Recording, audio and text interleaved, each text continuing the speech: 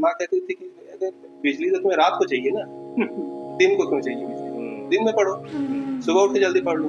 किसने कहा कि रात को 12-2 बजे तक पढ़ोगे तो ही जो है तुम कुछ अच्छा कर सके? सुबह जल्दी उठ कर हर परिवार में ऐसा एक जनरेशन को सैक्रिफाइस करना पड़ेगा, तो उनको पढ़ाई के महत्व को समझना पड़ेगा। उनको समझना पड़ेगा कि अगर आप पढ़े नहीं होते, बहुत सारे हमारे मिडिल क्लास के लोग हैं या लोअर मिडिल क्लास के लोग हैं, तो उनको समझना अगर पढ़े नहीं होंगे तो मजदूरी करते रहोगे।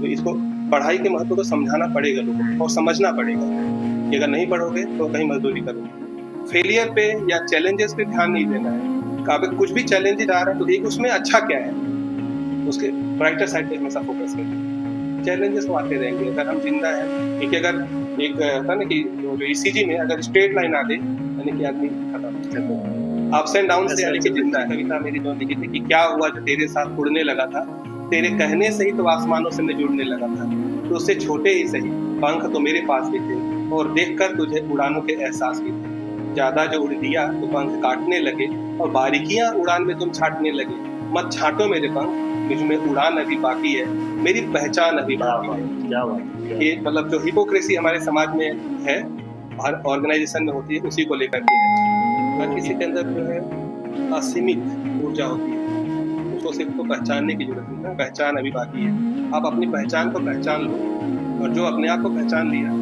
वही सचिन तेंदुलकर होता है, वही विजेंद्र पाल होता है, वही अमिताभ बच्चन होता है। कि संघर्षपूर्ण अतीत पर ऊंचाइयां भी महान थी, लड़े जीते वो लड़ाइयां भी कहाँ आसान थी। हौसलों की उड़ान थी, उड़ान में भी जान थी, और बादलों के ऊपर उड़ना ही तो मेरी पहचान थी। नभ में मेरी झांकी मुस्कान अब भी बाकी है, और आज भी जिंदा हूँ, मुझ में जान अब भी बाकी है। और समझो मत मुझे अतीत का साया, मेरा वर्तमान अभी बाकी है, मेरी पहचान। लक्ष्य पॉड के इस एपिसोड में आप सभी का स्वागत है। आज हमारे साथ एक ऐसी शख्सियत बैठी है जिसने तिनसुकिया से ही अपना सफर प्रारंभ किया और आज पूरे भारत के पटल पर उन्होंने अपना एक अलग नाम, अपना एक अलग पहचान बनाई है। और हमें गर्व है कि तिनसुकिया से वो जुड़ित है और आज भी तिनसुकिया का जो प्रेम है उन्हें बार बार तिनसुकिया खींच के लाता है। तो मैं बात कर रहा हूँ डॉक्टर रंजीत सिंह की, जो आज हमारे साथ इस पॉडकास्ट में बहुत सारी बातें करने वाले हैं। तो सीधे ही चलते हैं रंजीत भैया के पास। रंजीत भैया, वेलकम टू द शो। नमस्कार। नमस्कार। या इनिशियली जैसे आपका सफ़र बहुत मैं कहूँ जैसे एक समंदर की जो धारा होती है या समंदर के जो वेव्स हम लोग बोलते हैं ना, up down up down up down, तो आपका सफ़र हम लोगों ने बहुत क्लोजली देखा है। और प्लस आपको नहीं पता होगा कि आज भी कई सारे स्टूडेंट्स को आपका एग्जाम्पल दिया जाता है कि मेहनत करनी है तो रंजीत भैया जैसे करो। पीछे अभी चैतन्य बोरा सर हमारे इस पॉडकास्ट में आए थे और उन्होंने भी अपने बेस्ट स्टूडेंट्स में, one of the best students में आपका नाम लिया। तो आप तिनसुकिया से भले ही चले गए हो, लेकिन तिनसुकिया भी आपको भूल नहीं पाया और आप भी तिनसुकिया को भूल नहीं पाते हो। तो वो प्रेम जो है तिनसुकिया से, वो आपका कुछ अलग विशेष प्रेम है। इनिशियली हम लोग जानना चाहेंगे कि जैसे आपकी जो इनिशियल फेज था आपकी लाइफ का, वो बहुत टफ फेज था, आर्थिक तौर पे भी बहुत टफ फेज था एंड पर्सनली भी, मतलब बहुत सारी समस्याओं के बीच आपने जो अपनी पढ़ाई को पूरी किया। तो ऐसा देखा जाता है कि आमतौर पे पढ़ाई नहीं करने के बहुत सारे बहाने ढूंढ लेते हैं लोग। आपने पढ़ाई करने के लिए बहुत सारी बहाने को छोड़कर बहुत सारी कठिनाई का सामना करते हुए आपने अपनी पढ़ाई को पूरा किया। तो भैया वो जो फेज है आपका इनिशियली, वो जानना चाहेंगे। देखिए, एक बहुत ही एक फिल्म, मशहूर फिल्म का गाना है कि मरने के 100 बहाने, जीने का सिर्फ एक। क्या बात। तो ये कि कठिनाइयाँ थी, लेकिन उसमें उस दौर में मतलब हम अगर 1990 के दशक की बात करें तो अक्सर सभी लोग वैसे ही थे। ऐसा कुछ नहीं कि हमारा स्ट्रगल कुछ अलग था। हाँ, आपको ऐसा दिख रहा है कि ठीक है, उस स्ट्रगल से हम एक जगह पहुंच गए तो आपको लग रहा है कि हमने कुछ अचीव किया। कठिनाइयाँ उस समय, अगर आप पूरे अगर भारत के अगर मैक्रो इकोनॉमिक पर्सपेक्टिव को देखें तो सबके जीवन में ही कठिनाइयाँ थी। और जैसा मैंने कहा कि अगर आप सिर्फ कठिनाइयों पे फोकस करेंगे तो कठिनाइयाँ दिखेंगी आपको। बस जो आपके एपिसोड का जो नाम है लक्ष्य, तो बस अपना लक्ष्य जो है उस पर आपको केंद्रित रखना है। और चाहे जितनी भी कठिनाइयाँ हों, हमेशा देखता हूँ कि always there is a other side, brighter side. हर कठिनाई जो है आपके लिए कुछ अपॉर्चुनिटीज लेकर आती हैं। जितनी भी आपके जीवन में चुनौतियां होती हैं उसमें कुछ ना कुछ अच्छाई छिपी होती है। जैसे जब स्कूल में और कॉलेज में भी सामान्य सा हमारा घर था, बिजली की भी व्यवस्था अच्छी नहीं थी, तो बाकी जो लोग कहते थे कि रात को बिजली नहीं तो कैसे पढ़ो, और इसमें मेरी माँ का बहुत बड़ा योगदान है। माँ कहती थी कि अगर बिजली तो तुम्हें रात को चाहिए ना, दिन को क्यों चाहिए बिजली, दिन में पढ़ो, सुबह उठ के जल्दी पढ़ लो। किसने कहा कि रात को 12-2 बजे तक पढ़ोगे तो ही जो है तुम कुछ अच्छा कर सकते हो, सुबह जल्दी उठ करके पढ़ो। तो उस तरह से हमने अपने जीवन को, अभी भी मैं अर्ली राइजर हूँ, सुबह उठ जाता हूँ और सुबह अपना मतलब काम शुरू हो जाता है। तो वही है, जैसे आपने कहा कि तिनसुकिया का प्रेम है। एक कहावत है ना कि आप किसी जगह से, अगर तिनसुकिया की अगर उदाहरण लें, तो कोई व्यक्ति तिनसुकिया से बाहर चला जाता है, लेकिन तिनसुकिया मेरे अंदर से बाहर नहीं गया। बहुत मैं तिनसुकिया से बाहर चला गया, लेकिन तिनसुकिया अभी भी मेरे अंदर बसा हुआ है। और जब जैसे यहाँ स्टेशन पे उतरता हूँ, ऐसा लगता है कि मतलब सारे ईंट पत्थर रोड, हाँ, चिड़िया जानवर सब मुझे पहचानते हैं। ये जो अपनापन है वो सिर्फ तिनसुकिया से ही मिला है। और कभी भी अगर मुझे कोई बाहर तिनसुकिया का अगर कोई मिलता है, तो अभी भी ऐसा लगता है कि मेरे घर से कोई आया है। जो लोग गए हैं आपको बताएंगे, आपको आप भी आइए कभी प्रयागराज, और अच्छा होगा। लेकिन मतलब मुझे ऐसा लगता है कि मतलब कोई तिनसुकिया मेरा अपने घर का आया है। तो और हमेशा एक बात कहता हूँ, कल सर के यहाँ चैतन्य बोरा सर का नाम लिया, सर का बड़प्पन है कि सर खुद बहुत अच्छे हैं, इसलिए उनको जो भी हर चीज़ अच्छा दिखता है। और सर मैंने बोला कि मतलब कॉलेज में ले गए थे एक लेक्चर देने के लिए, और कहे कि मतलब मैंने उनको टाइम दिया, लेकिन मतलब अपने लोगों को अमित सर्व करना is not a sacrifice, it's always a privilege. बिल्कुल। So getting an opportunity to serve your own people, any people, but if you especially your own people, this is always a privilege. तो वो privilege मैं खोना नहीं चाहता। ये बहुत ही मतलब बोलते हैं कि बायस सोच। और जिस नोट पे आज हम शुरुआत कर रहे हैं, एक मैं कहूँ कि सेमी इमोशनल नोट, कि जो तिनसुकिया से आपका प्रेम है, और जो आपकी माता जी की अपनी बात बताई कि भाई क्या जरूरी है रात को पढ़ना, सुबह पढ़ लो दिन के उजाले में, और वो आज भी आपकी लाइफ को कहीं ना कहीं प्रेरित करता है, अफेक्ट करता है। हर एक इंसान का भी एक रोल मॉडल होता है कि जिसको देख के इंसान आगे बढ़ता है, उसको ऊर्जा मिलती है कि भाई मैं ऐसा बनना चाहता हूँ। कि आपका भी कोई ऐसा रोल मॉडल रहा है? रोल मॉडल तो समय पे जैसे जैसे हम लोगों को मिलते हैं वो तो बनते रहते हैं। जैसे जब मैं स्कूल में था, तो हमारे जो मकान मालिक थे वो प्रोफेसर धीरेन्द्र दोरा जो थे, तो शुरू में वही मेरे रोल मॉडल थे कि भाई उनके जैसा एक बनना है। फिर और जब आगे कॉलेज में गए तो अब सर नहीं रहे, तो देवलोक वासी हो गए हैं प्रोफेसर NR देव। उनके यहाँ मैंने 5 साल उनके यहाँ पढ़ता था। कई बार ऐसा होता कि मैं अकेले जाता था, अकेले सर रिटायर हो चुके थे, बैठ करके घंटों बातें करते थे, बहुत सारी बातें बताते थे। अपने कॉलेज के निरंजन शुक्ला सर, चैतन्य बोरा सर, तो रोल मॉडल्स की कमी नहीं है।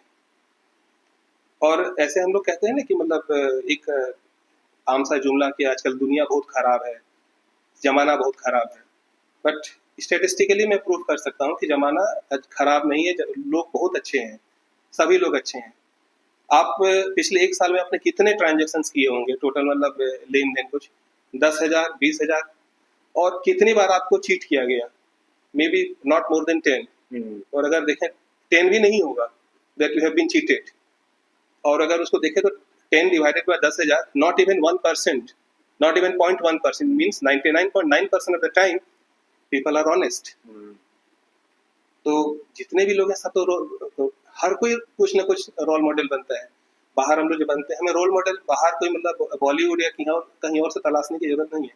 हमारे आसपास मेरे पापा मेरे बहुत बड़े रोल मॉडल हैं, जिन्होंने इतने संघर्षों से मतलब एक यूपी के गांव से पढ़ाई की, फिर यहाँ पर आकर के 1970 में आए थे, और उसके बाद यहाँ पर जो है अपने आप को सर्वाइव करना, अपने बच्चों को पढ़ाना, ये मुझे बहुत मतलब मैं इमोशनल हो जाता हूँ कभी कभी पापा का जब स्ट्रगल जब फेज देखता हूँ तो मेरे पापा अपने घर में ही रोल मॉडल हैं।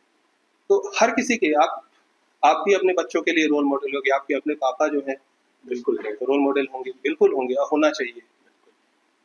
और जैसे जब रोल मॉडल की बात आती है, एक थोड़ा सा ये है कि हम लोग बोलते हैं ना कि हीरो है, जैसे कि कुछ दिन पहले मेरी बेटी जो है कुछ अपने बच्चों के साथ खेल रही थी अपने फ्रेंड के साथ, तो उसने पूछा तुम्हारा फेवरेट हीरो कौन है? तो उसने कहा मेरे फेवरेट हीरो मेरे पापा हैं। तो फिर मैंने देखा कि मैंने पूछा ऐसा क्यों? बोले नहीं, पापा वो लोग तो जो फिल्मों में है दे आर एंटरटेनर्स, वो लोग हीरो नहीं है। हीरो तो होता है जो कि आपकी लाइफ में कोई चेंज लाए।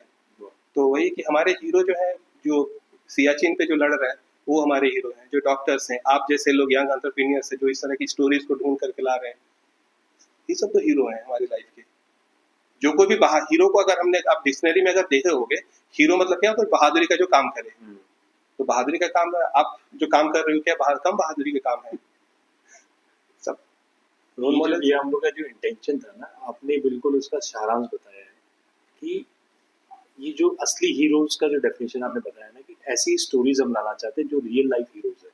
और हम बोलते हैं ना कि हीरोज को ढूंढने के लिए बहुत बाहर नहीं जाना पड़ता है, अपने इर्द गिर्द ही होते हैं, अपने घर में ही होते हैं। हाँ। तो जैसे तिनसुकिया हमारा घर है, तो इसके आसपास के लोग जो बेसिकली हमारी लाइफ को इफेक्ट करते हैं, हमारी लाइफ को इम्पैक्ट डालते हैं, और उन्होंने जो अचीव किया है उसके पीछे कितना उनका संघर्ष है, वही चीजें हम इस पॉडकास्ट के माध्यम से लाना चाह रहे हैं।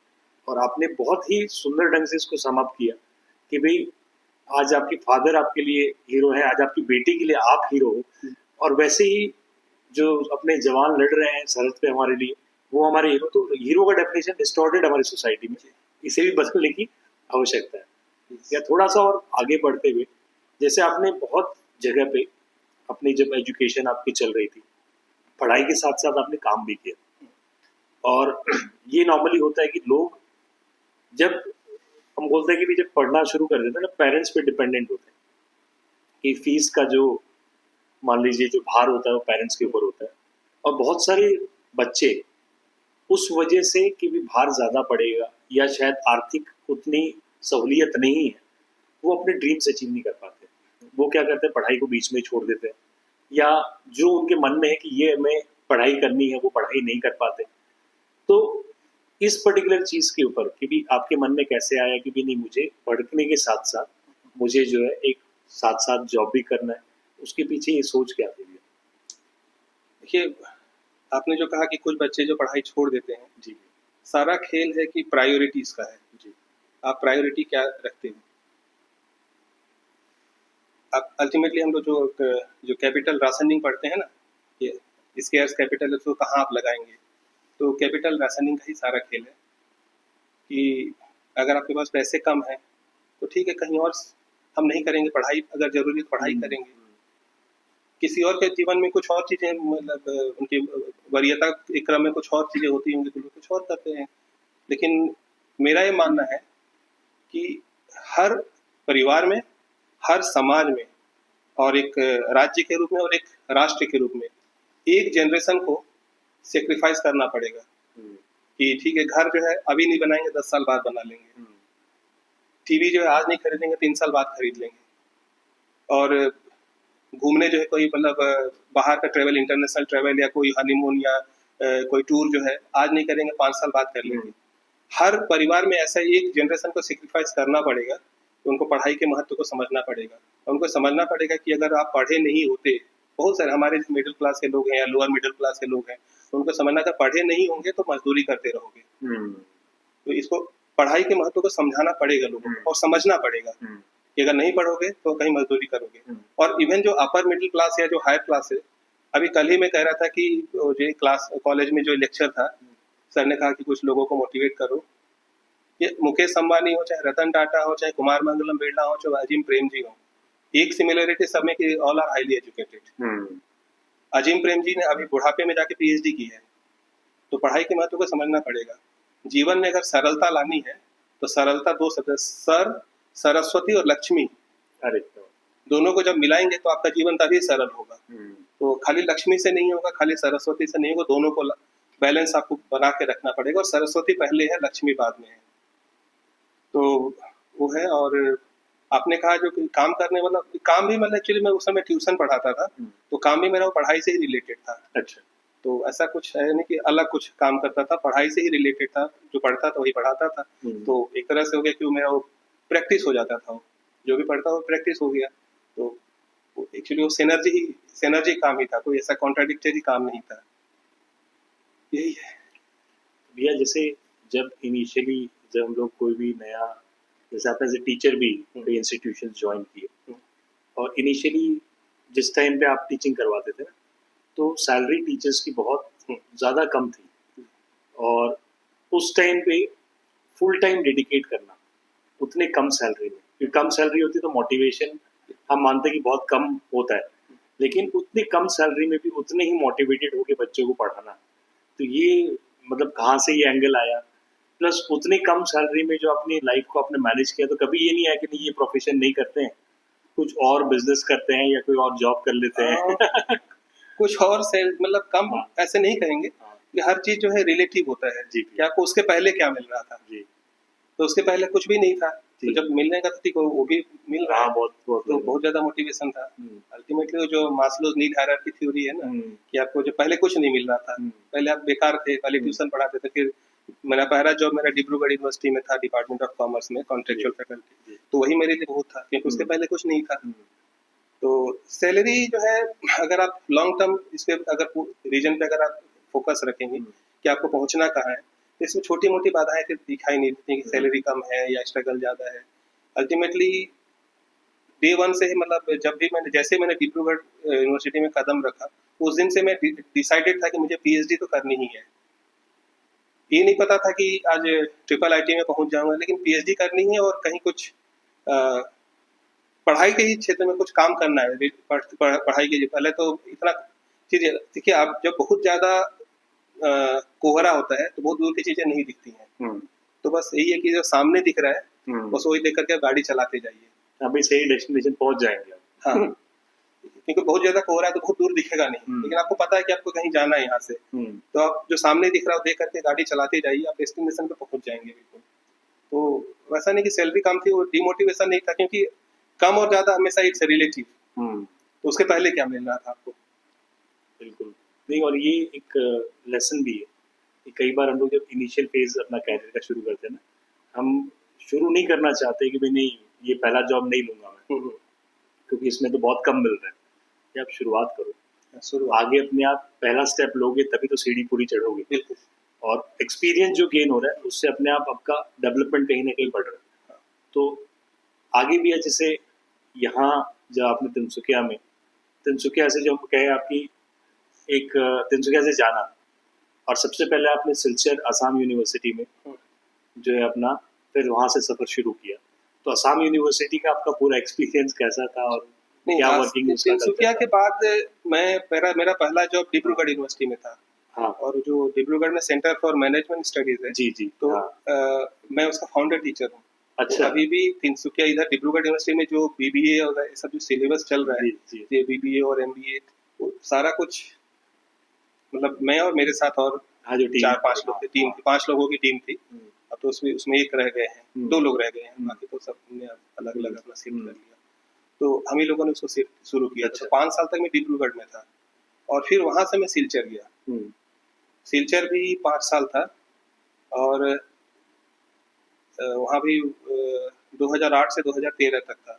सिलचर गया तो एज ए डॉक्टरेट ही था मैं, पीएचडी मेरे डिब्रूगढ़ में हो चुकी थी, और सिलचर जो है एज ए डॉक्टरेट ही गया था। वहाँ सिलचर जाने के बाद, क्योंकि आप जब अपने घर को छोड़ते हैं ना, तब आपको पता चलता है कि आपकी वर्थ क्या है, आप कितने पानी में हो। जैसे अगर आपने किसानों को यहाँ देखा होगा, यहाँ इस क्षेत्र में धान होता है, तो धान का बीज अलग जगह डालते हैं, फिर उसको उखाड़ करके अलग जगह लगाते हैं। जी। तो जब अगर उखाड़ के उस जगह से उखाड़ के अगर अलग जगह लगाओगे नहीं, तो फिर धान पूरा फूलेगा नहीं।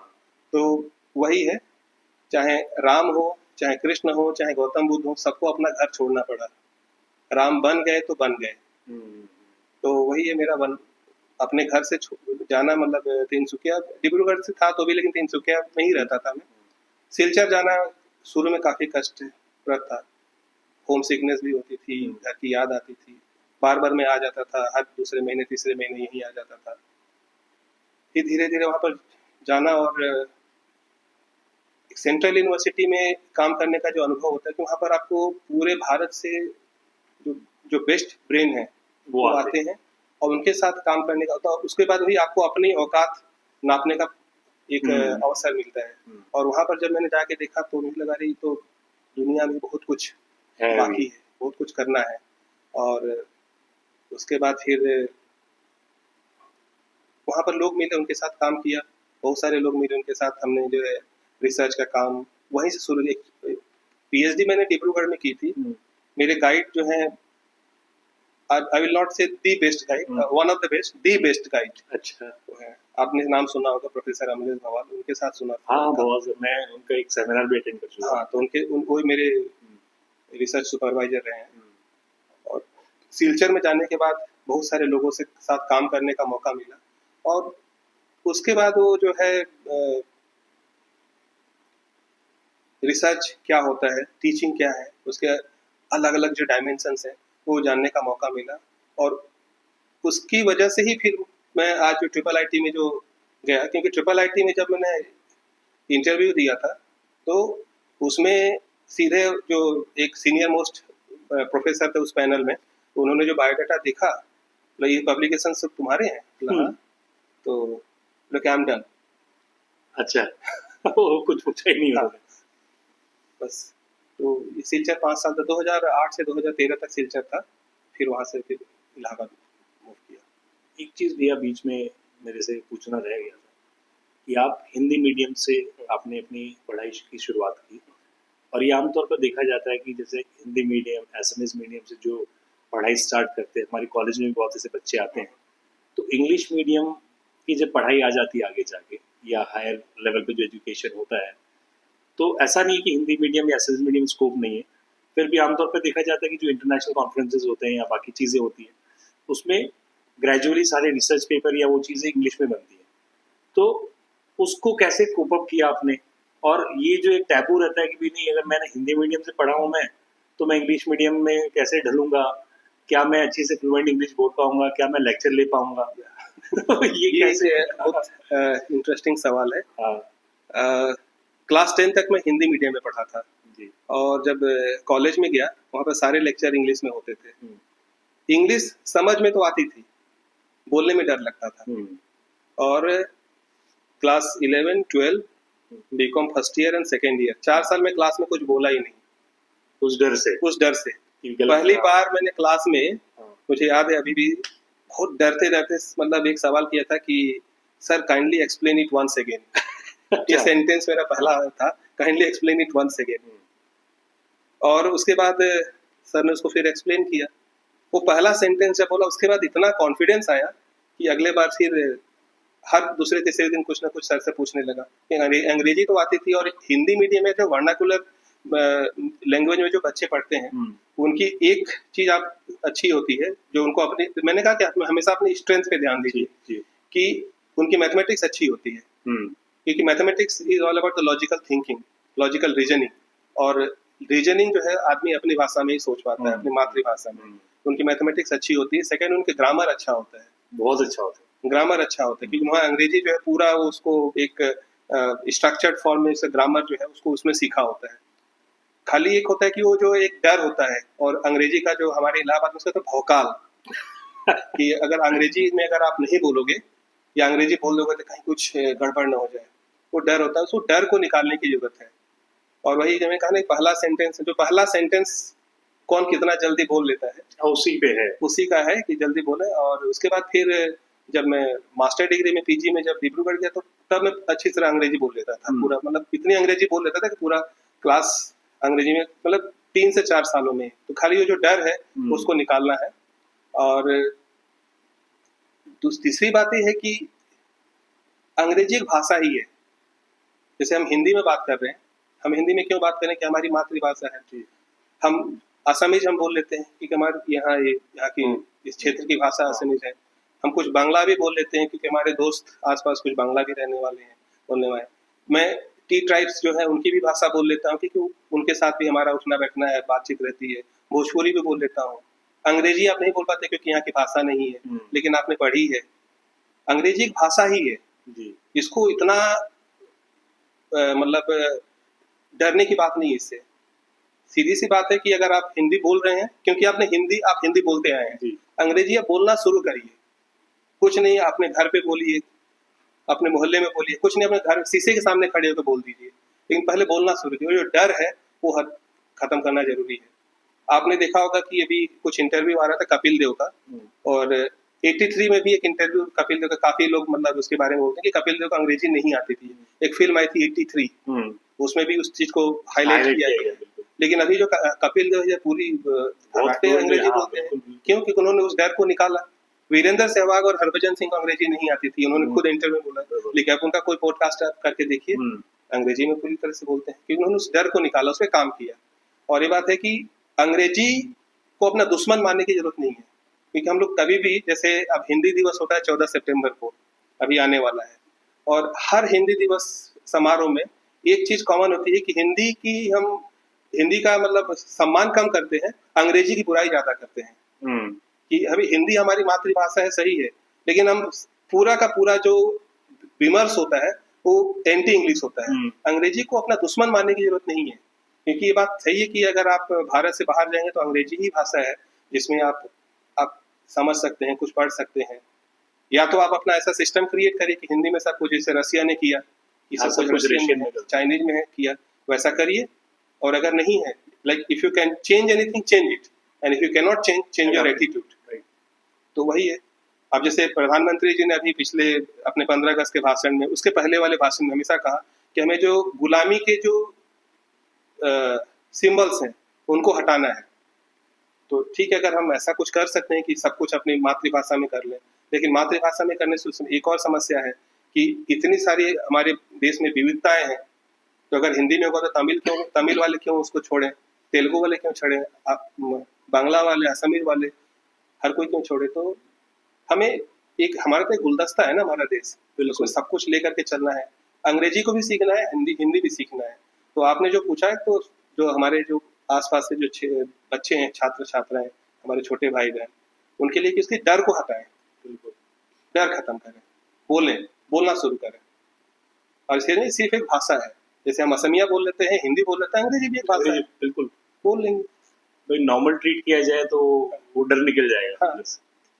या फिर आपका जो सिलचर से जो आप आगे बढ़े और बहुत लंबी छलांग में कहूँगा वो लगाई, और ये शायद इनिशियली जब आप तिनसुकिया थे तो आपने भी उतना बड़ा एम सेट नहीं किया होगा। बिल्कुल।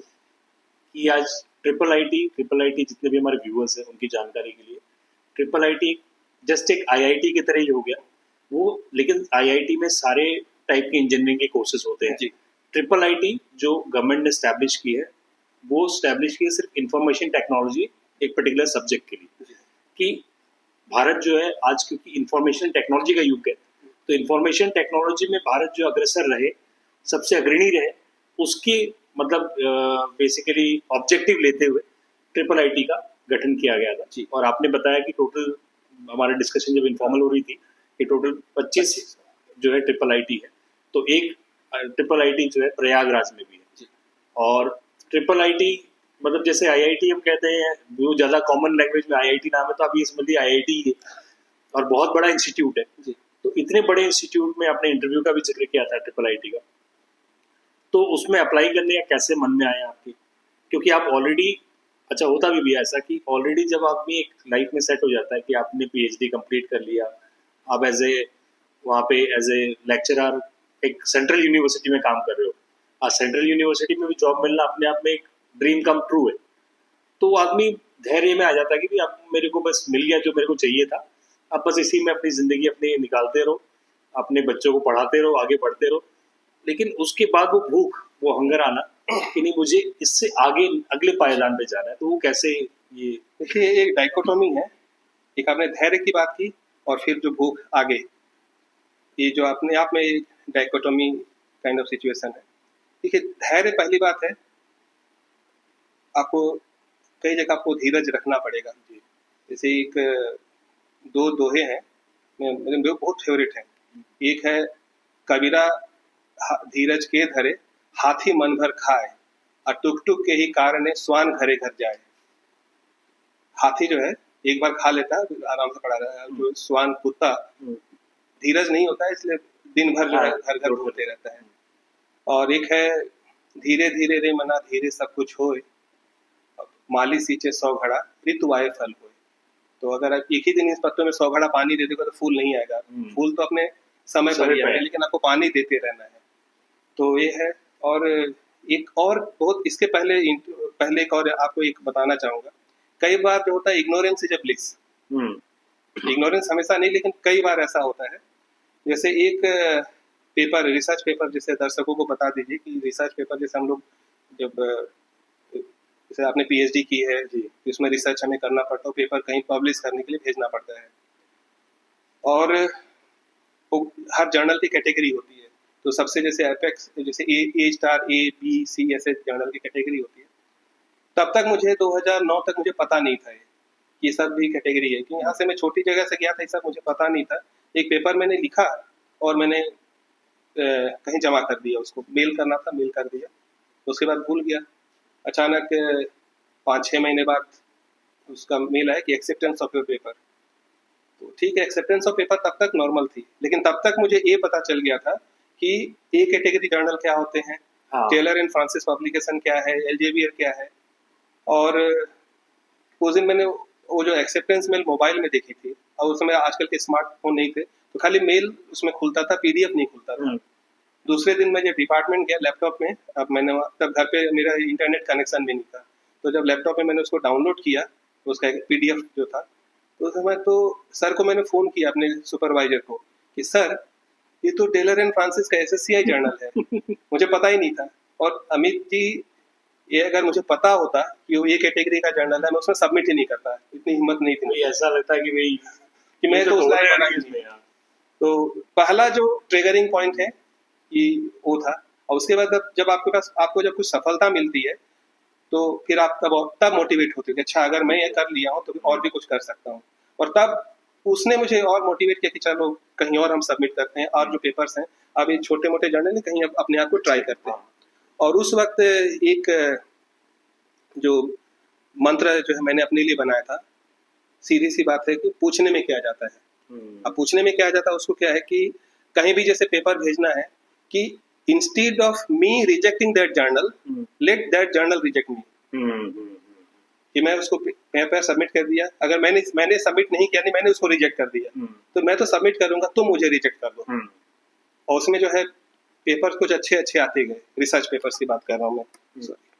और उसके बाद फिर वही था कि जब अचानक एक दिन ऐड देखा ट्रिपल आईटी का, वही पूछने में क्या जाता है, हाँ वही जाके कि अगर let instead of me rejecting triple IT, let triple IT reject me. मैंने अप्लाई कर दिया, कॉल भी आ गया, इंटरव्यू दिया, और बाकी ईश्वर की मर्जी, सब होते चला गया। तो यही है कि मतलब पहले चीज है कि आप, होता ना कई बार डेयर टू ड्रीम। हाँ, तो बड़ा सोचो तो सही। सोचो, पहले बड़ा सोचो। वही बोलते हैं ना कि शिद्दत से एक पत्थर तो उछालो ऊपर। तो वही है। और जब आप अब जो जैसा सोचोगे वही आपकी डेस्टिनी हो जाती है। Destiny is all about your thought. आप जो सोचोगे वही डेस्टिनी है। आप सोचो कि आपको अपने जो आपका जो बिजनेस है उसको जो है एक किस मुकाम तक ले जाना है, अपने आप वही आप करते जाओगे। जो एल्केमिस्ट तो जो राइटर था ना, जो पाउलो कोएल्हो, कि the whole universe conspires for your success, you do not know in what way and why how. तो ये जो बात में इसको शाहरुख खान ने भी अपने फिल्म में यूज किया था, ओम शांति ओम में, कि पूरी कायनात उसको मिलाने में लग जाती है। तो एक्चुअली ये अल्केमिस्ट से लाइन ली गई है। तो वही कि आप जो सोचोगे और उसको शिद्दत से चाहोगे, तो पूरी कायनात उसको मिलाने में लग जाएगी। भैया ये पॉडकास्ट हमने एजुकेशन रिलेटेड सोचा था, बट ये इतना एक विविध टाइप का पॉडकास्ट हो गया, जिसमें आपने शास्त्र की भी बात की, आपने बहुत सारी चीज़ों के बारे में बात किया।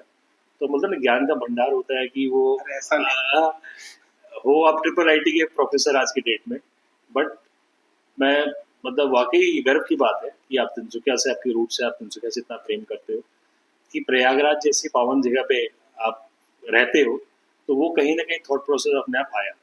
साथ ही एक चीज़ और मैं जानना चाहूँगा, जैसे कि ये पूरी जो जर्नी थी आपकी शुरुआत से लेके ट्रिपल आईटी तक का जो जॉब मिलने तक की जर्नी, उसमें आपने सक्सेस सक्सेस सक्सेस और एक बोलते हैं ना ग्रोथ ग्रोथ ग्रोथ ही देखा कि आज मान लीजिए डिब्रूगढ़ यूनिवर्सिटी में पहले पढ़ाते थे, पहले कॉन्ट्रैक्चुअल बेसिस पे, फिर मैनेजमेंट स्टडीज में आपने एमबीए का कोर्स जो बनाने में बहुत बड़ी भूमिका निभाई, उसके बाद एक सेंट्रल यूनिवर्सिटी में जॉब मिलना, उसके बाद ट्रिपल आईटी जैसे एक बहुत ही विश्व स्तरीय इंस्टीट्यूशन में जॉब मिलना और इतने अच्छे अच्छे रिसर्च पेपर पब्लिश होना। उसके बाद एक फेज आया 2014 में, जब कुछ कारणवश सारे जो अपॉइंटमेंट्स थे, इवन ट्रिपल आईटी में जो आपका भी अपॉइंटमेंट था, उसे निष्क्रिय कर दिया गया। तो वो एकदम एक साथ, जैसे हम लोग बोलते हैं ना कि इतने हाइट्स पे पहुंचने के बाद आपको एकदम बिल्कुल धरातल पे लाके गिरा देता है। तो वो कैसे था, उससे कैसे डील किया भैया आपने? नहीं, आपने जो फेलियर्स की बात की, हाँ तो जो कहा जाता है ना, failures are the pillars of success. जी भैया। और कई सारी बाधाएं और चुनौतियां आपके जीवन में जो आती हैं, तो शायद आपको टेस्ट कर रही होती हैं, या कई बार होता है कि शायद जो ईश्वर है आपको नहीं चाहता कि आप वो काम करो, इसलिए शायद आपको वहां से हटा दिया, कुछ कर दिया। वो तो बाद में, उसके आपने जब फेलियर्स की बात की, तो मैं आपको बताऊंगा, एक मेरी अगली किताब जो है अभी आने वाली है, वो है द यूनिवर्स कॉन्स्पायर्स। और उसमें ऐसी छोटी छोटी स्टोरीज हैं कि कहाँ पर मुझे फेलियर हुआ और उस फेलियर की वजह से मुझे फायदा हुआ। पहला मेरा जो फेलियर था, वो आप ही के कॉलेज में मैंने इंटरव्यू दिया था। अच्छा। For the post of lecturer. और वहाँ पर उस समय मिसेज सुरजीत सिंह प्रिंसिपल हुआ करती थी, और उन्होंने मुझे सामने कंडीशन रखी कि हम कॉलेज में आपको फुल टाइम अपॉइंटमेंट नहीं दे सकते, आपको स्कूल में पढ़ाना होगा और कॉलेज में 1 या 2 क्लास दे देंगे। वहाँ भी मेरी माँ ने मेरा साथ दिया। माँ ने एकदम पूरी तरह सड़ गई कि अगर स्कूल में एक बार घुस जाओगे तो फिर स्कूल का ही टैग लग जाएगा, स्कूल में ही रह जाओगे। और अगर स्कूल में ही पढ़ाना था, मेरी माँ इतनी पढ़ी लिखी नहीं है उसके, लेकिन आज मेरी माँ नहीं है, लेकिन उन्होंने जो एक जो उनका विजन था कि स्कूल में अगर पढ़ाना था तो तुम भी ग्रेजुएशन करके बीएड करके चले जाते, मास्टर डिग्री और सब करने की क्या जरूरत थी, तो सीधे तुम मना कर दो। और फिर मैंने वहाँ पर गया मैडम के पास, मतलब मैडम मुझे पार्ट टाइम भी देना है तो स्कूल कॉलेज में दीजिए, स्कूल में नहीं पढ़ाऊंगा। मैडम ने बोला नहीं, हम फ्रेशर्स को पार्ट टाइम नहीं देते। ठीक है, नमस्कार करके चला आया। उस रात मैं बहुत दुखी था। और उसके 3 महीने बाद जो है, फिर डिब्रूगढ़ यूनिवर्सिटी में कॉन्ट्रेक्चुअल पोस्ट निकली। वो जस्ट 6 महीने की पोस्ट, 1 सेमेस्टर के लिए ही था, और उसमें हमारे साथ के सारे लड़के लड़कियों ने अप्लाई किया था। और सब लोग कहीं ना कहीं पढ़ा रहे थे, किसी स्कूल में पढ़ा रहे थे, कोई किसी कंपनी में था, कोई किसी प्रोजेक्ट में था। और आपके जो गाइड हैं साहा सर, उनका बहुत विशेष आशीर्वाद रहा मेरे ऊपर। अच्छा। तो उन्होंने कहा कि ये तो सिर्फ 6 महीने का अपॉइंटमेंट है, अभी वो जो बच्चा जो स्कूल में पढ़ा रहा है उसका तो परमानेंट जॉब है, तो उसको कैसे छोड़ करके हम यहाँ पर लाने को कहें। जो किसी कंपनी में पढ़ा रहा है उसका तो परमानेंट जॉब है, और इस 6 महीने के बाद मैं खुद नहीं बता सकता कि ये रहेगा कि नहीं रहेगा। हाँ, रंजीत का भाई अच्छा, ये कहीं कुछ नहीं कर रहा है, इसको रख लो। तो अगर उस समय मुझे आप कॉलेज में रख लिया होता तो मुझे यूनिवर्सिटी में नहीं मिलता। यही एक कंसिडरेशन था आपको इंटरव्यू में कि 6 महीने की जॉब के लिए कौन सा आप, क्योंकि आप सैलरी भी पूरी नहीं दे रहे, तो बहुत ज्यादा कैंडिडेट भी नहीं थे, कुछ लोग ही थे, तो यही कंसिडरेशन था। तो पहला जॉब मुझे मेरी फेलियर की वजह से मिला। दूसरा, जब मैं डिब्रूगढ़ यूनिवर्सिटी में था उस समय भी हमारा सेल्फ फाइनेंसिंग कोर्स था, गवर्नमेंट का कंकरेंस नहीं मिली थी पोस्ट की। करीब 4 साल बाद उसमें गवर्नमेंट की कंकरेंस मिली और पोस्ट एडवर्टाइज हुआ। उसके पहले मैंने आसाम यूनिवर्सिटी में अप्लाई कर दिया था, लेकिन मैंने पूरा मन बना के रखा था कि मैं डिब्रूगढ़ में ही रहूंगा। अगर यहाँ पोस्ट यहाँ मिल जाती है तो यहीं रहूंगा, कहीं जाने की जरूरत नहीं है। उसमें 3 स्पेशलाइजेशन थे, मार्केटिंग, एचआर का था, सिस्टम्स का था और फाइनेंस का था। फाइनेंस वाले जो स्पेशलाइजेशन, जो कि मेरा स्पेशलाइजेशन है, वो जो रोस्टर होता है भारत सरकार का, तो उसमें वो जो है एसटी के लिए रिजर्व हो गया। अच्छा। तो मैं उसमें अप्लाई नहीं कर सकता था।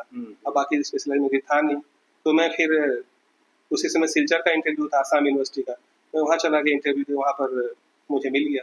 तो दूसरा फेलियर था, जो कि शायद ईश्वर भी नहीं चाहता था कि मैं यहाँ रहूँ, उन्होंने उस पोस्ट को ही रिजर्व कर दिया।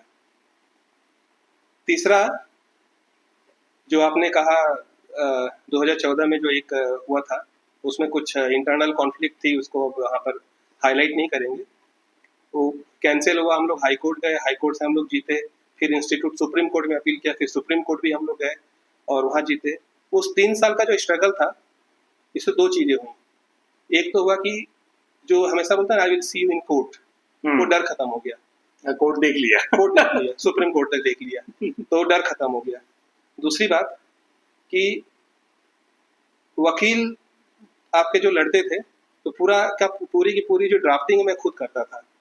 और उसमें भी एक बहुत इंटरेस्टिंग एक केस है। हमारे जो ट्रिपल आईटी के जो डायरेक्टर थे उस समय, जिन्होंने हमारा रिक्रूटमेंट किया था, तो उन्होंने किसी एक हमारे जो कलीग थे उनके कुछ लेटर उनको एक्सप्लेनेशन कॉल किया था। तो कलीग ने बोला कि ठीक है, मैं इसे वकील से पूछ करके रिप्लाई दे देता हूँ।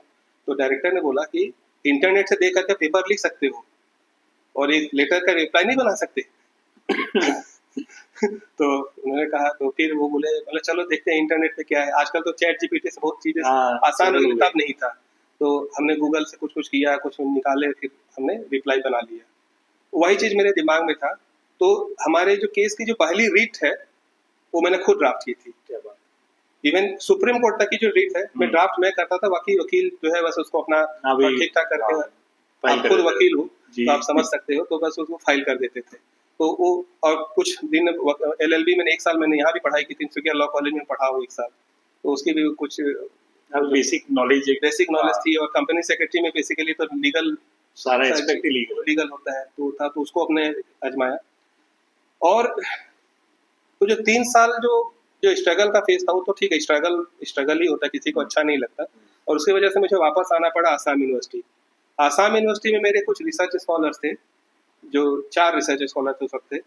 और अभी उस वक्त मेरे नाम के से मतलब हटाए नहीं गए थे, क्योंकि मैं लियन पे था। और उसमें वापस आ गया, फिर वो सब एक्टिवेट हो गए।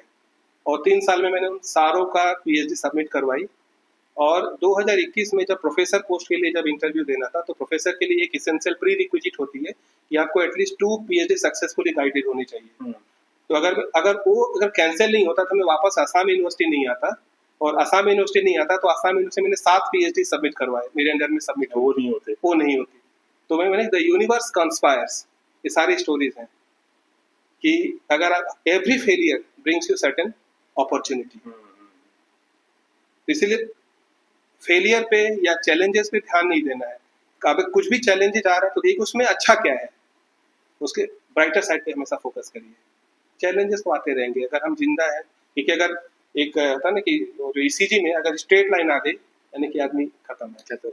अप्स एंड डाउन से यानी कि जिंदा है। ठीक है।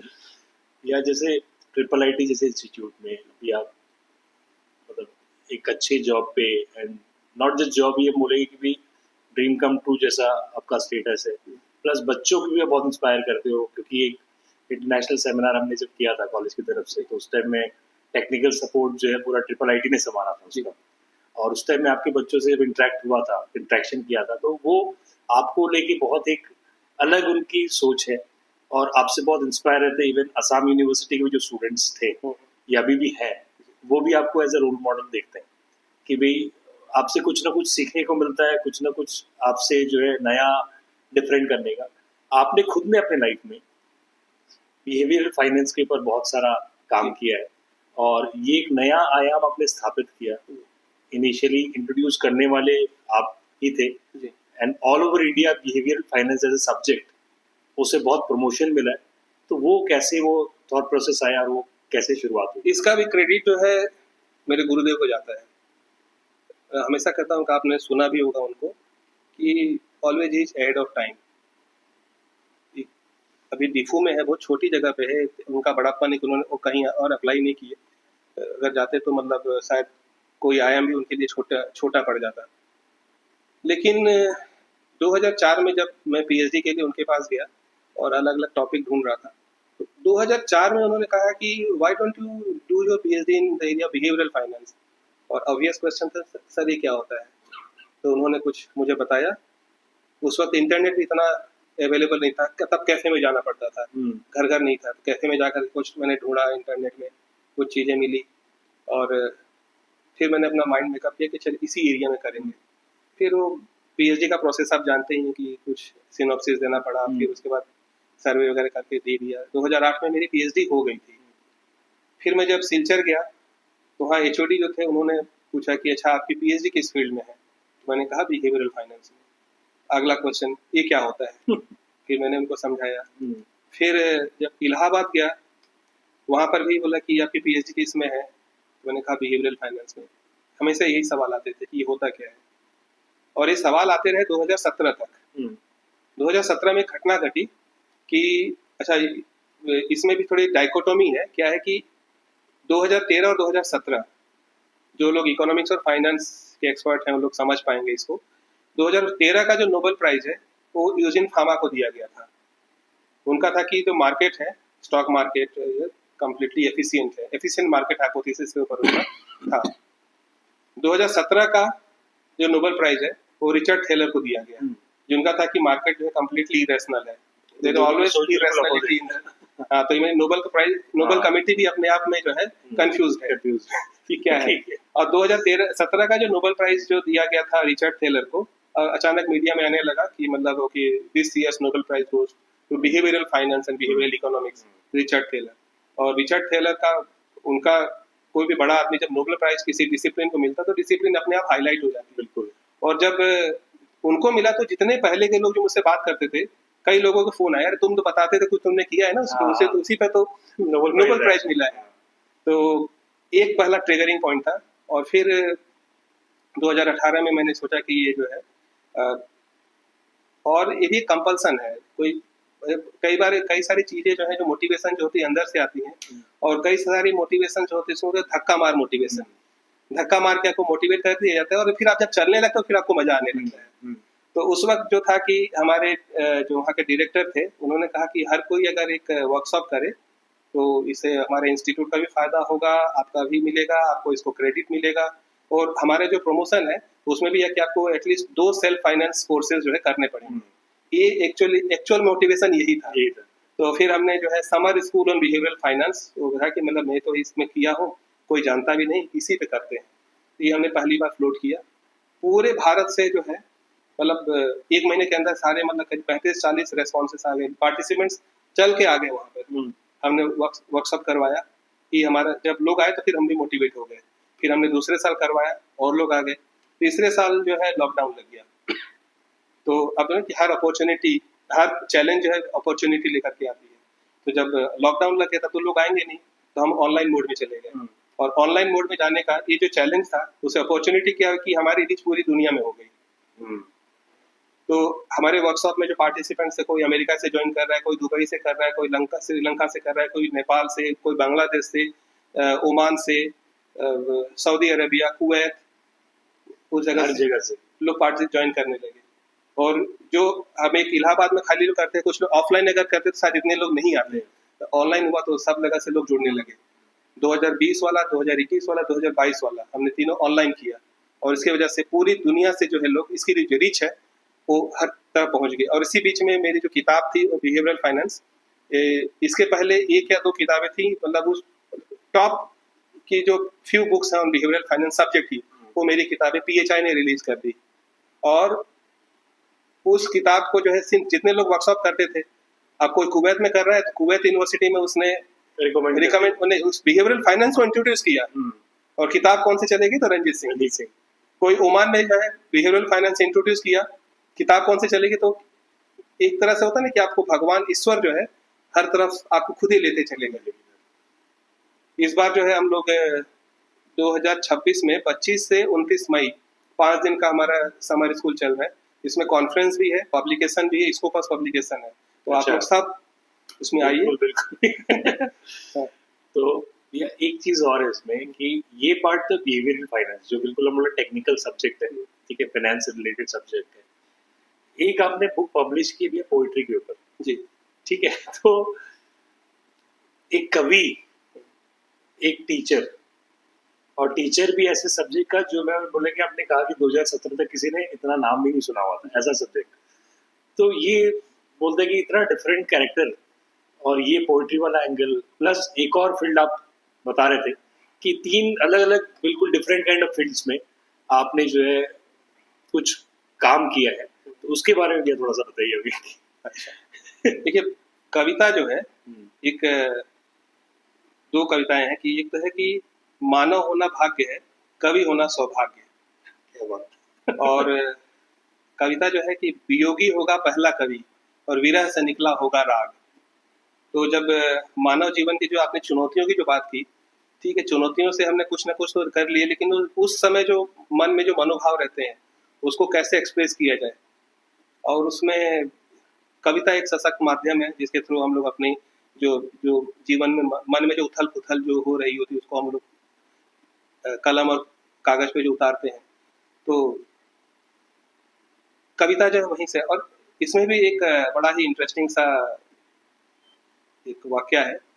जब सिलचर में था तो वहाँ पर एक मैडम हुआ करती थी, अभी भी हैं, रिटायर हो गए मैडम, सुधा पांडे मैडम, बहुत ही रेस्पेक्टेड महिला है।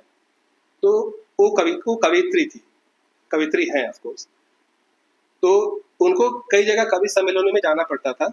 और एक बार क्या हुआ कि उनका ड्राइवर नहीं आया, तो उन्होंने मुझे फ़ोन किया कि रंजीत गाड़ी चलाने आती है? मैंने हाँ आती है। तो चलो मुझे ले जाना है, चलोगे? तो उस समय ठीक है, समय था, मैं चलूँगा मैडम। तो ले गई, वहाँ एक कवि सम्मेलन था। और वहाँ पर जब गए तो उनका जो एक कवि कम हो गया जिसको आना था, तो बोली कि तुम बैठ जाओ। मैडम मुझे कविता तो नहीं आती है। तो बोली कि अरे हिंदी भाषी हो, कुछ हिंदी के महत्व पे कुछ बोल देना, कुछ ऐसे बोल देना, क्योंकि हमारा ओपनर कभी नहीं आया है। तो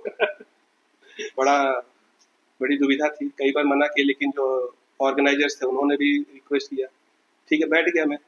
उसके बाद एक बहुत पहले कुछ कविता एक बनाई थी मैंने,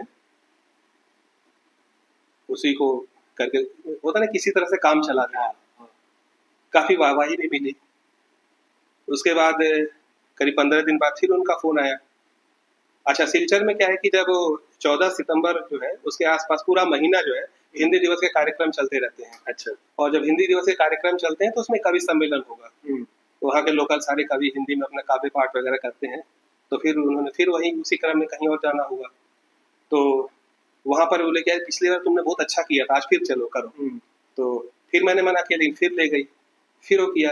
अच्छा, 2-3 कवि सम्मेलन में जाने के बाद, कि कवि सब वही कॉमन ही होते थे, तब तक मुझे समझ में आ गया कि ये कवि लोग जो है एक ही कविता हर जगह सुनाते रहते हैं। अच्छा। तो मैंने कहा कि तो मैडम आप छोड़ेंगी नहीं, हर जगह ले जाएंगी, इनको मैं मना भी नहीं कर सकता। एक काम करता हूँ, कुछ कविता एक बढ़िया से बैठ के लिख लेता हूँ, वही कविता हर जगह सुना दिया करूँगा। तो पहली कविता जो है वही धक्का मार मोटिवेशन। अच्छा। कि जबरदस्ती कुछ एक लिख लो, हाँ। कुछ एक लिख लो, ताकि स्टेज पर चढ़ाएंगे तो उस कविता का वाचन कर दूंगा। और जब लिखने के बाद बता रही मैं तो लिख लिया, कविता लिख गई थी। जो मेरी किताब है आपको दूंगा इसके बाद, जूझता अकेला मैं, उसका जो सब टाइटल है। तो उस कविता का भी टाइटल है जूझता अकेला मैं। जो कहते थे जिंदगी गुजरे तेरी बाहों में, आज मेरी बातों से ही उनका दम घुटता है। मंदिर भी छूटती है, मस्जिद भी छूटता है, गीता कुरान बाइबल गुरु ग्रंथ छूटता है। गलती मेरी इतनी थी कि देखा था एक सपना, इन सपनों को देख मेरा दिल छूटता है। और तुम इतने कमजोर तो नहीं थे, हालातों के द्वंद में जूझता अकेला मैं। इसी तरह से कविता का है। तो वो कविता भी मतलब एक अलग, मतलब होता है ना कि जैसे मन की दुविधा को हाँ, कैसे उसको शब्दों में पिरोना है। तो उसके बाद फिर मैं लेकर के गया, उनको दिखाया कि मैंने लिखा है, मैंने देखिए क्या करना है। बोला रुको इसको मैं टाइप करवा देती, हिंदी टाइपिंग, क्योंकि वो राजभाषा प्रकोष्ठ में थी, तो हिंदी टाइप करवा दे। कुछ उन्होंने मात्रा की जो त्रुटियां वगैरह थी सब सही कर दिए। लेकिन उससे मुझे पता चला कि मैं कविता लिख सकता हूँ।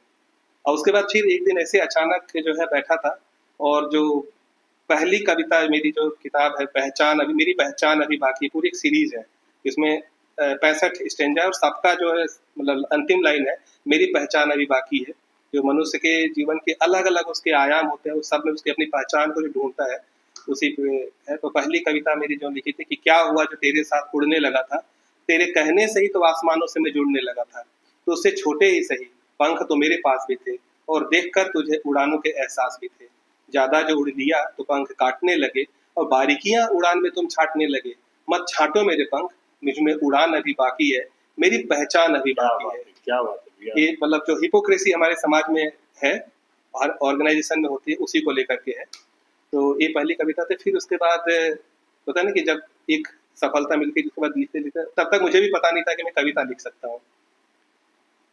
तीसरा है जो एक मेरी अंग्रेजी का एक नॉवेल है, प्रिसाइडिंग बाबू। एक्चुअली ये प्रिसाइडिंग ऑफिसर की डायरी है जो चुनाव करवाने जाते हैं ना, और उसका जो सबटाइटल है वो है कि experiencing the other side of the democracy. हम लोग जब चुनाव होते हैं, चाहे पंचायत चुनाव हो, विधानसभा के हो, लोकसभा के हो, तो हम लोग हमेशा मतलब जो किसने वोट दिया, क्या मुद्दे थे, कौन कैंडिडेट था, कौन जीता, कौन हारा, उसकी बात करते हैं। But the other side the democracy, उसमें जो 4 पोलिंग ऑफिसर, एक प्रिसाइडिंग ऑफिसर, कुछ सिक्योरिटी पर्सनल जो चुनाव करवाते हैं एकदम अंदरूनी गांव में जाकर के, उनके बारे में कोई नहीं बोलता है। तो मुझे 2013 में एक चुनाव करवाने का मौका मिला as a presiding officer. Panchayat चुनाव था और वहां पर जब मैं गया और वहां पर जो है वो रिगिंग हो गई, रात को ही आकर के वो लोग लूट ले गए। कुछ हुआ पूरा उसमें डिटेल दिया हुआ है, तो उसको तो उसके बाद हमने जाकर के वहां पर FIR करवाई। फिर कुछ लोगों ने मुझे बताया कि ये तो इस केस का नंबर जो है कई साल बाद आएगा और उसमें तुमने क्या क्या वहां बताया एग्जैक्टली तुमको बताना पड़ेगा, कुछ गलती मत करना। तो कई साल बाद तो मैं भूल जाऊंगा सब। तो क्या उसको सारे क्रोनोलॉजी है उसको एक जगह लिख लेता हूँ, ताकि अगर कहीं कहीं जाना पड़ा, कहीं बयान देना पड़ा, कुछ गवाही देनी पड़ी तो याद रहेगा। तो मैंने उसको लिखा। फिर उसमें तब ध्यान आया कि ये तो बहुत अच्छा केस स्टडी बन सकता है। और तब तक एक मैनेजमेंट के जो शिक्षक हैं कि केस स्टडी बनाना, उसको लिखना और कहीं प्रकाशित करना, वही मेरे दिमाग में था। तो केस स्टडी के तौर पर पहली बार उसकी ड्राफ्टिंग की थी, लेकिन वो बहुत बड़ा हो गया। फिर मैंने कुछ लोगों को पढ़ने दिया, बोले तो तुम्हारा नॉवेल जैसा लग रहा है, खाली इसमें हीरोइन नहीं है। तो ठीक है। तो उसके बाद कई साल मतलब उसमें भी फिर छोड़ दिया कि 2-3 सालों के बाद, उसी समय 14 से 17 के बीच में, तब तक तो मेरे पास समय बहुत रहता था। तो उसमें फिर उसको कंप्लीट किया। 15 में उसको प्रकाशित हुआ और 16 में उसको जब रिलीज किया ब्लू रोज पब्लिकेशन ने, 2016-17 में वो बेस्ट सेलर रही है क्या किताब। तो आप समझ लो बिहेवियरल फाइनेंस के तो तिनसुकिया, मतलब मैं कहूँगा ऑल इंडिया के जो है आप सृजनकर्ता में से एक हो कि भी उसको पहुंचाना। ये सब्जेक्ट तो एग्जिस्ट करता था बट उसकी पहचान नहीं थी, उसको पहचान दिलवाना, उसकी सही शख्सियत तक पहुंचाना। दूसरा पोइट्री आपने जो सुनाई, एक पॉडकास्ट आपके साथ करेंगे कभी और आगे सिर्फ पोइट्री के ऊपर, क्योंकि जो कविता आपने सुना दी अधूरी।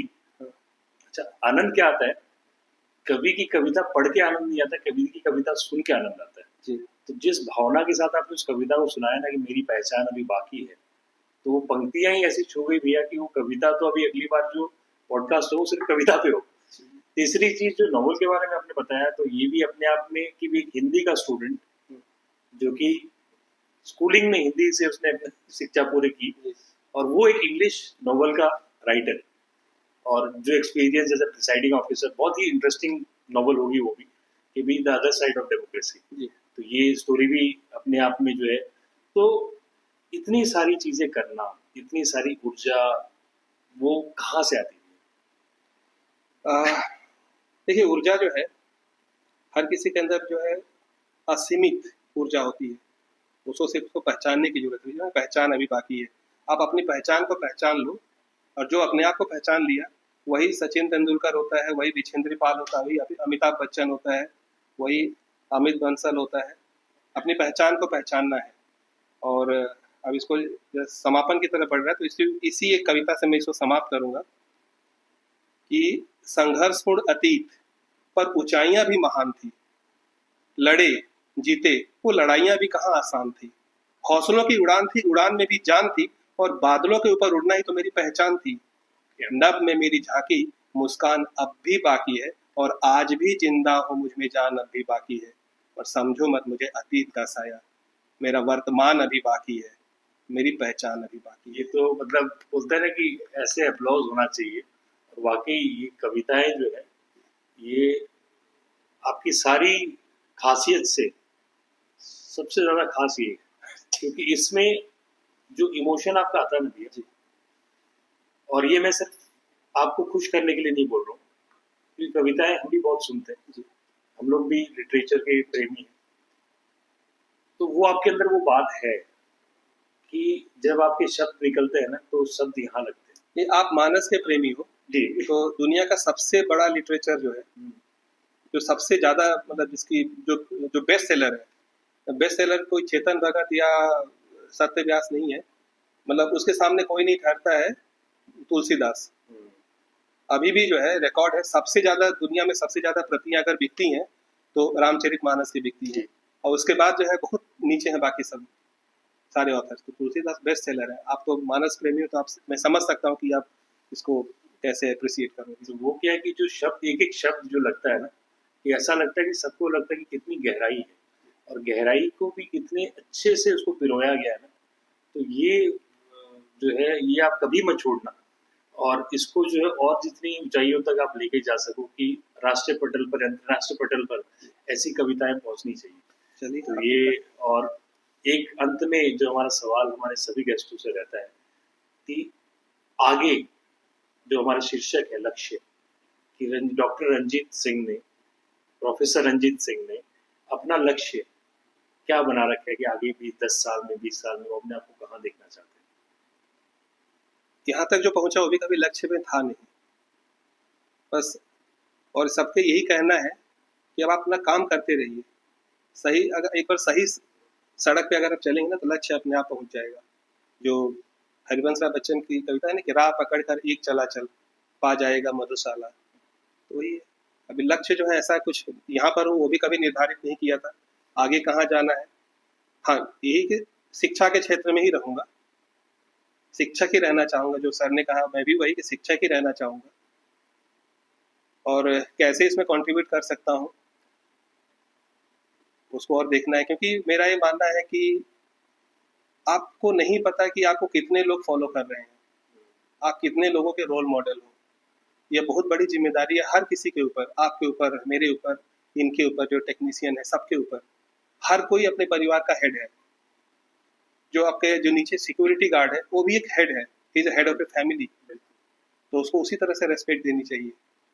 और कुछ करूंगा शिक्षा के क्षेत्र में ही करूंगा, पूरी तरह से मुझे पता नहीं कि क्या करूंगा, लेकिन रहूंगा शिक्षक ही। बहुत बहुत धन्यवाद भैया। और ये जो पूरा सफर रहा इस पॉडकास्ट का, आपकी शख्सियत हम जानते थे, आज और करीब से जानने का मौका मिला, और जितने भी लोग उसको सुनेंगे डेफिनेटली ये बहुत इंस्पायरिंग होगा। खासकर आपने जो एक स्टेटमेंट कहा था इस बीच में कि फेलियर्स जो है अपॉर्चुनिटीज लाती हैं, और आपने अपनी जिंदगी में 3 बड़े बड़े फेलियर्स देखे, जिसकी वजह से आपको एक नई अपॉर्चुनिटी मिली, और आपको सक्सेस उसी की वजह से मिली। तो फेलियर से डरना नहीं, ये आप सिखा के जा रहे हो। अपने आसपास के लोगों से मोटिवेट होना है, अपने परिवारजनों से मोटिवेट होना है, अपने माता पिता से, क्योंकि आपके फादर का और आपके मम्मी का रोल बहुत बड़ा रहा, और अभी अभी रिसेंटली उनका स्वर्गवास हुआ आपकी मदर का। लेकिन वो जो उनकी शिक्षा है, जैसे हमारे एक दोस्त कहते थे कि मेरी मम्मी मेरे से कम पढ़ी हुई है, लेकिन समझदारी में मेरी मम्मी मेरे से बहुत ऊंचे पायदान दे चुका है। तो ये जो शिक्षा आप देके जा रहे हो, ये जो बातें आपने बताई कि अपने होम टाउन से अटैच रहना, क्या जब इंसान बड़ा हो जाता है, कुछ बड़ी उपलब्धि कर लेता है ना, वो पीछे जो भी लोग थे या पीछे जो भी जगह थी जहाँ से वो बना है उसे भूल जाते हैं। तो आपके अंदर वो है कि उस जगह को आके उसको सींचना, वापस से उसे पे बैक करना। तो ये भी कहीं ना कहीं आपके सक्सेस के पीछे ये सब कारण भी होते हैं। कितने लोग आपकी सक्सेस देख के खुश होते हैं। इस माटी का उपकार है हम पे भैया, तो इस माटी का तो कर्जदार है ना। आप इस स्वर्णमयी लंका नामे लक्ष्मण रोचते, जननी जन्मभूमि से स्वर्गादपि करियसी। वही है कि ये जो भावना है भैया, उसकी वजह से जो सक्सेस मिलती है ना, उसमें मिठास होती है, ना कि कड़वास। कि एक तो होता है कि भाई आप सक्सेसफुल हो, लेकिन लोग आपको देख के जलते हैं कि भाई ये सक्सेसफुल क्यों है, और एक लोग आपको देख के खुश होते हैं कि भाई बहुत अच्छा कर रहा है और अच्छा करे।